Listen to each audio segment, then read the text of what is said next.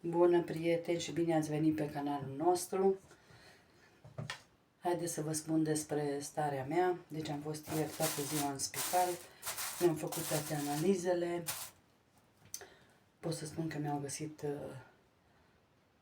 o infecție la stomac și inima slăbită. Acum mi-a dat tratament, de azi încep să-l iau și vedem, dar oricum când merg acasă mi-a recomandat să-mi fac și, nu știu cum îi spune, că să-ți bage furtunul pe gât. Nu știu, ca la colposcopie sau în orice caz. Deci aici îi spune Magelspiegel. Deci aia trebuie să fac. Dar mi-a dat de dureri. Deci aia am de luat 6 săptămâni tratamentul și vedem. Așa, acum haideți să trecem la meniul nostru. Vă mulțumesc pentru gândurile voastre bune, pentru tot, vă mulțumesc și sper să-mi revin. Nu mă las eu de una, de două. Haideți să trecem la meniu. Eu astăzi vreau să am aici niște carne rămasă când am făcut sarmale și vreau să fac cu dovlecel, dar nu mai vreau să-l fac așa umplut, vreau să-l fac ca un fel de lasagna. Haideți să vă arăt. Eu aici am tăiat un dovlecel mai mare, l-am tăiat așa felii, l-am pus cu puțină sare și vreau să-l prăjesc pe o parte și pe alta. Iar aici carnea o să o dinstui puțin și să o fac cu sos de roșii. E specifică carnele de la sarmale, deci cu orez, cu... așa e carnea. Așa, o prăjesc puțin, adică o dinstui.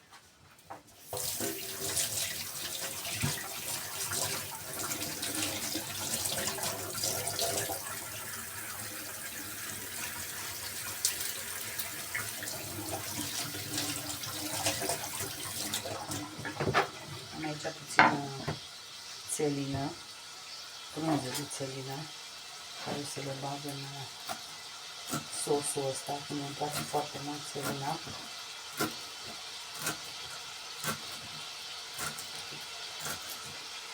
Acum o să încerc să mănânc de astăzi normal, să vedem cum reacționează. Vedem. De la ce infecția asta, deci chiar nu. Restul analizelor ieșit bun. Plămânii, rinic, toate au ieșit bune.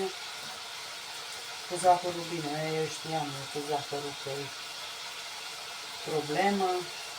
Mi-a spus să vorbesc și cu doamna doctor să nu mai iau atâtea tablete, că poate și de-aia îmi face rău la stomac. Așa. Haideți, acum eu încerc să prăjesc toate ardeii, ușor, pe parte și pe alta.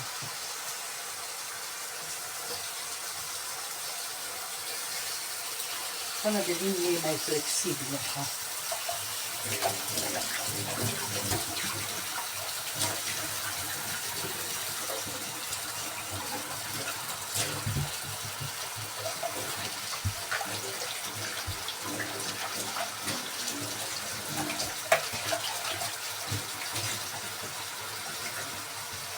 Chiar nu știam ce să gătesc astăzi.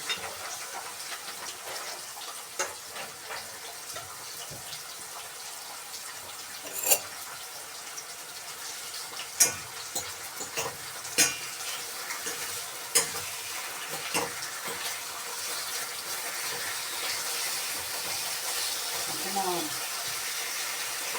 grosimea la alegere, cu doriți de roșii. Uitați.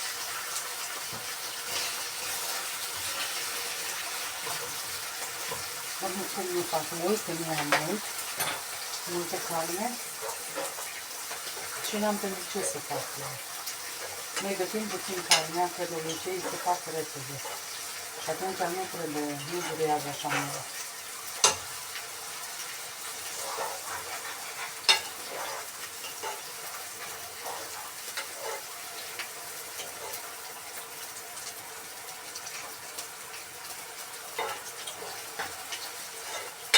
condimentate, gata. Deci nu mai trebuie decât sos să pun peste. Și fac o salată lângă. O să vă arăt cum le aranjez.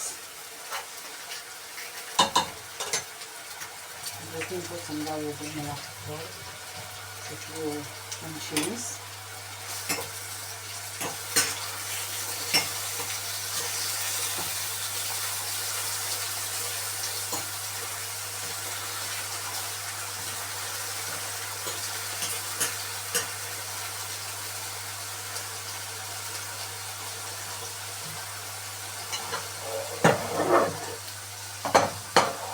Și asta merge mai repede.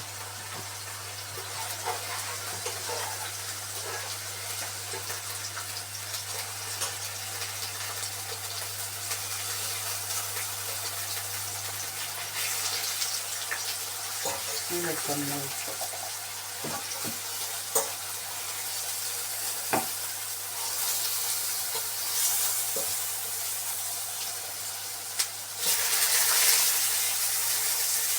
Să devină foarte similar, să aibă gustul ăla de prăjit, știi?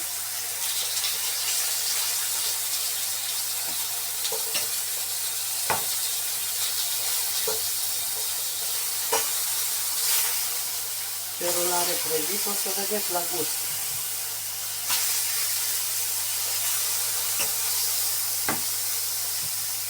În primul rând că scoate apa din ei.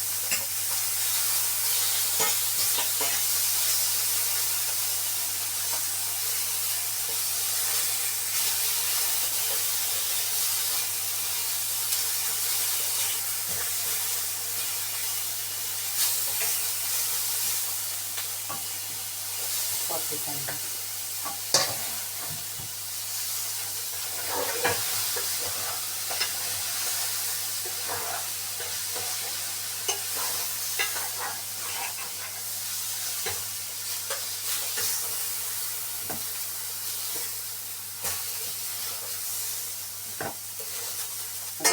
Mai rămâne apă deloc în tigaie.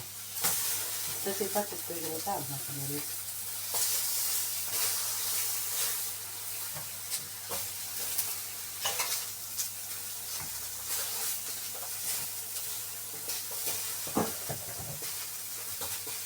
Acum, da, nu trebuie să aprindeți grătarul numai pentru... Dar vorbesc pe tigaie grătar.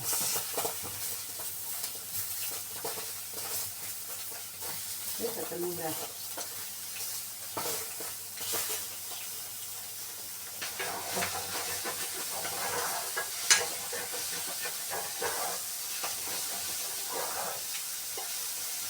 Acum punem sos de roșii. Așa.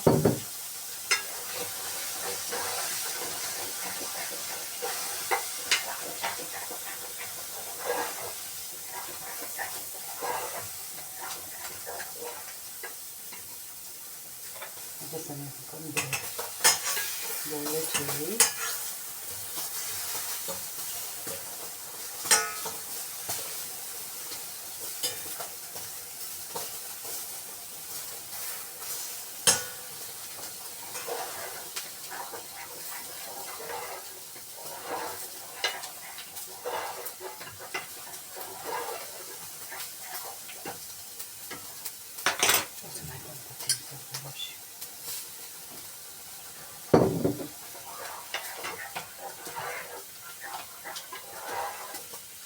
Să fiarbă puțin.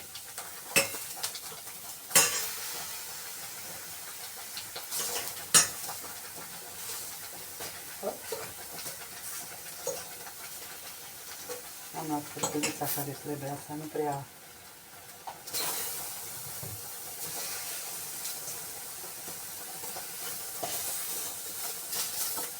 Nu prea e ce trebuie.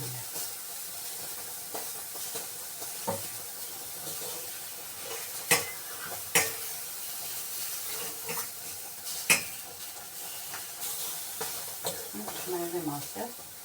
Să punem gata.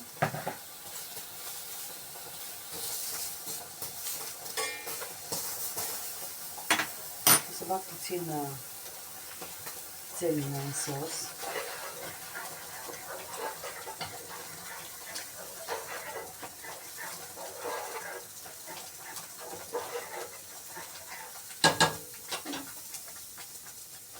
Haideți să vedem. Suficient. Mai trebuie musar un mic.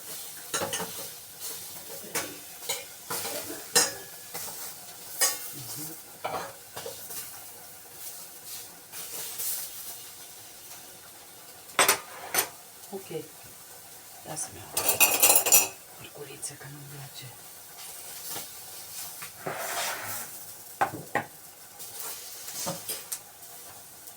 Acum eu o să le pun tot în forma asta. O să le pun. Hai să spăl puțin.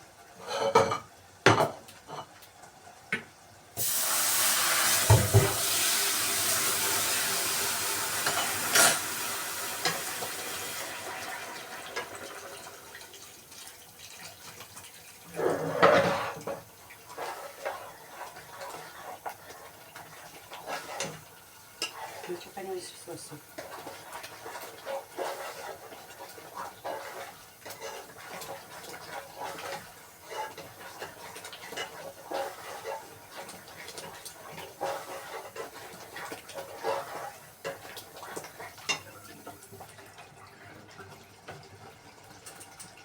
Bun, sosul nostru e gata.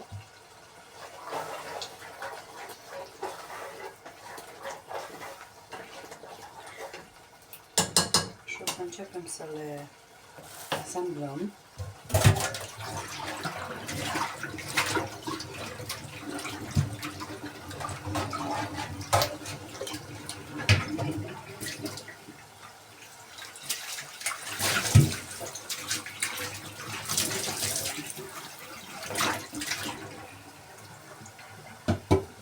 Haideți să mă duc să mă aduc pesmetul și după aia vă arăt. Uitați, am pus pesmet și acum pun... Mi-mi place să pun pesmet așa pe fund, că atunci se face... Putem să le scoatem bine din... Așa. Deci un rând de...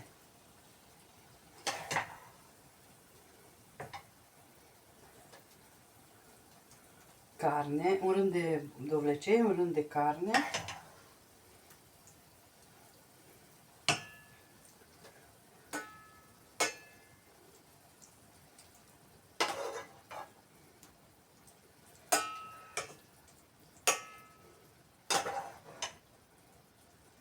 Așa. Mai punem un rând de dovlecel. Uf, arde. Ce arde ăștia de desubt. Mai punem un rând de carne, dar mai subțire. La final să ne rămână tot carne, vreau. Dar aici o să pun și cașcaval.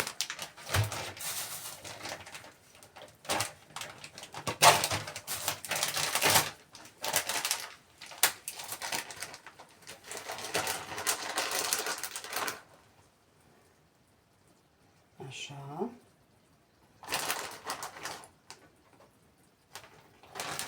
Ok, acum punem restul de dovlecel ce avem aici.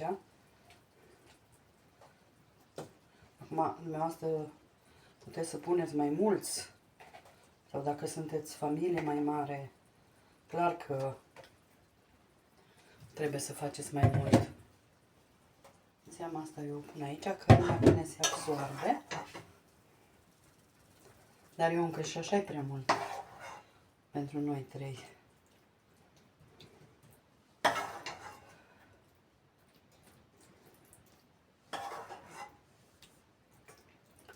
Puteți să faceți lângă niște cartofi fierți sau un pireu. Sau să serviți numai așa și cu salată verde, cum o să servim noi.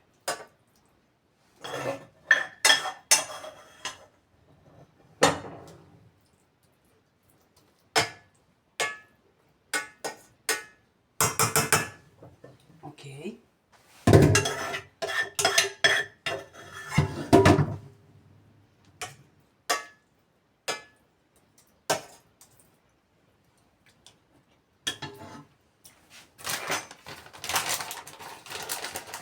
Completăm cu cașcaval.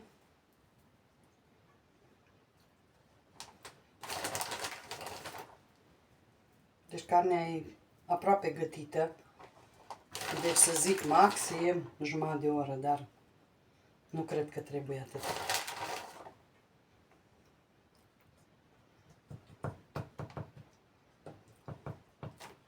Atât. Și introducem la cuptor. Eu o să pun o folie de staniol la început.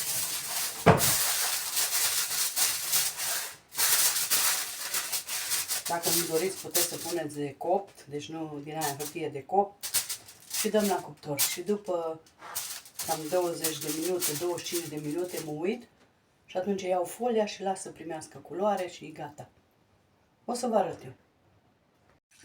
Haideți, dragile mele, să facem o supă de bulion. Am pus foarte puțin ulei aici. Pun bulionul, deci fac fără ceapă, ca să nu fie mie rău, e de aia. Vreau să încerc dacă pot să mănânc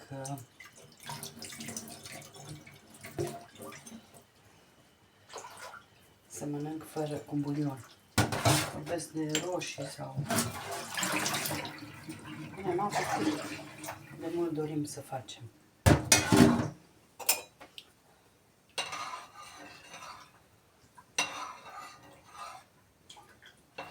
Mai pun puțin apă.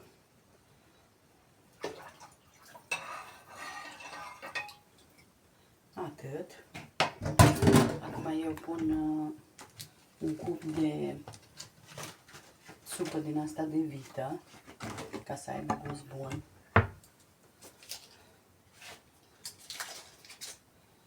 Așa. Și lăsăm să fiarbă. Eu vreau să fac tăiței din ăștia la minut.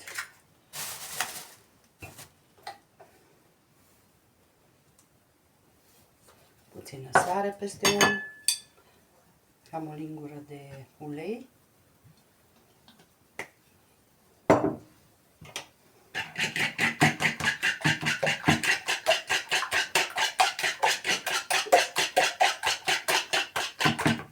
O să pun și puțină apă. Cam 2 linguri.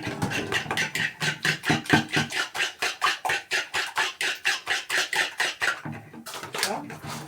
Și punem făină.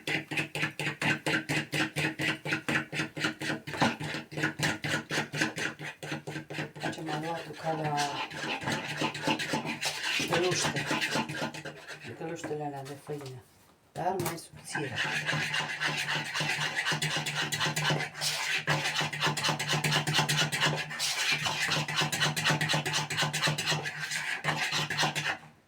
Mai pun puțină făină.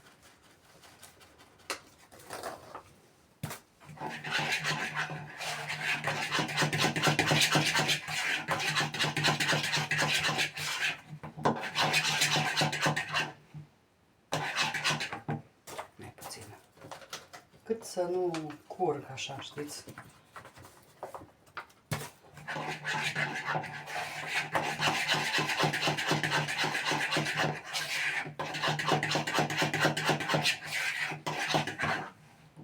Cam așa.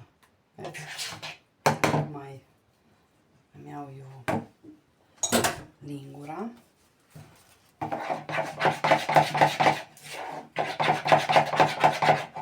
Uitați ce fain e.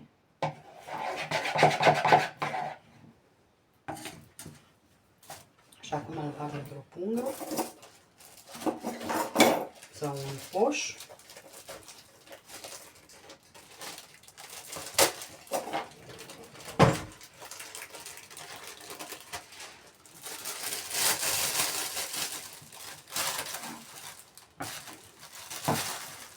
Aici n-am eu poșuri la discreție. Dar nu contează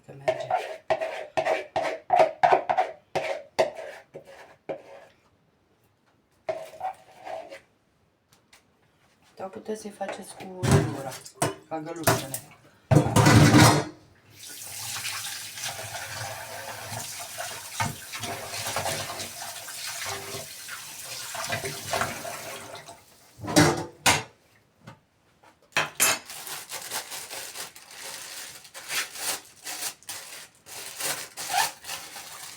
Învârtim.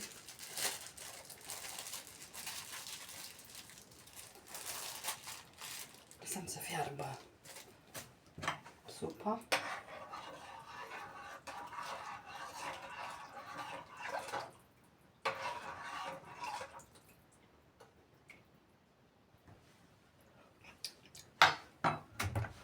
O să pun și puțin zahăr pentru aciditate.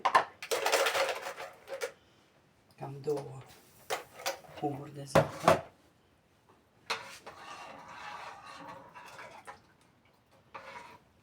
Pun puțină țelină acum. Frunze așa, să fiarbă. Că la roșii, la supul de roșii, țelină de gustul. Ce o să vă arăt? Numai să fiarbă să vă arăt. Na, haideți să tăiem. Acum cât doriți de mare. Mie prea merge. Cât doriți de mari, de... Na, de ce nu s-o tăiat? Ești foarte ca nu mai funcționează cum trebuie. Așa. Vedeți? Cât doriți de mari, de lungi, dați drumul la mână. De groși. Bine, dacă ar fi după o macă, ei place mai mult zeama ca ăștia tăiții.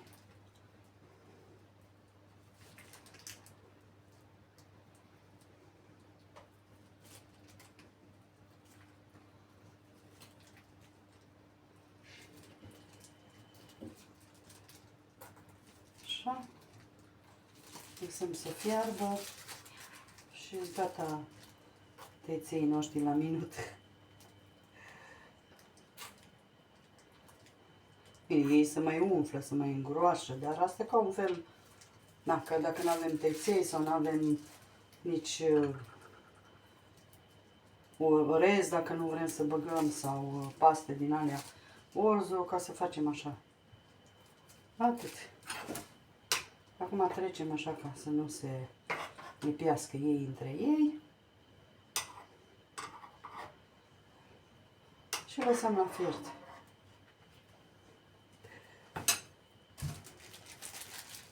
Hai să nu pierdem nimica. Nu, mie îmi plac tăiții ăștia. Așa. Mai vine câte unul mai gros, mai subțire. Asta e. Haideți să ne uităm la dovlecel. Să vedem. Dacă a început să se moaie, să...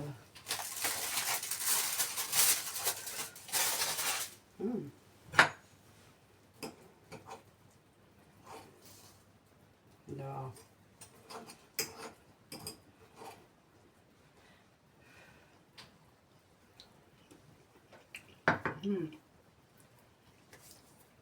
Ce gust bun are. Super fain. Super, super fain. Eu acum o să mai las puțin la cuptor, așa, fără capac. Și gata meniul nostru. Deci fără să pun nimica deasupra. Faceți sos lângă sau smântână. Și cu salată verde, v-am zis. E bine. Haideți să vă arăt. Niște ței noștri sfierți. Pun restul de frunze de țelină. Sau dacă nu doriți, puteți să puneți de pătrunjel. Și e gata supa noastră. Acum salata l-am tot așteptat. Am aici din asta la antă și mă duc și mi-aduc din aia. o să vă arăt rezultatul final. Deci, meniul. Și uitați, dragile mele, așa arată supa noastră. Uitați ce bine arată. Cu tăiței ăștia făcuți la minut. Și o să revin și cu felul 2. Și am revenit, dragile mele, și cu felul 2. Uitați ce bine arată. Dovlecei așa făcut. Noi servim cu sos de smântână cu iaurt. O bunătate. Și cu salată verde. Pot să vă spun că au ieșit delicioși.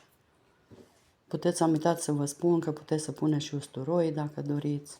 Dar eu omit usturoiul. Vă mulțumesc, rețeta o găsiți pe canalul nostru și o zi minunată vă doresc. Bye, bye!